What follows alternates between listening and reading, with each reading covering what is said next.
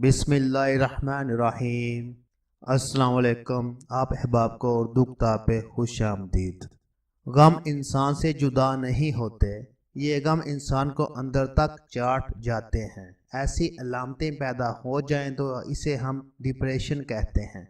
वक्ती गम आता है और ख़त्म भी हो जाता है, लेकिन जब अफसरदगी मजाज बन जाए और सोचें उलझी थकी हुई मायूसी में डूबी रहें तो डिप्रेशन का मर्ज जन्म लेता है, जिसे अब मरूफ बीमारी का नाम दिया जा चुका है। इसके मस्कन अदवायत खाने वाले इनके आदी हो जाते हैं।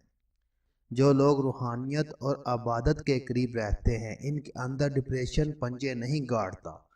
दुनियावी मसाइल पर मबनी परेशानी इन्हें भी गम देती है और वो मायूस भी होते हैं, लेकिन इनके बातन में रूहानी कुव्वत इन्हें डूबने नहीं देती और फिर से इनके अज़म को ताज़ा कर देती है।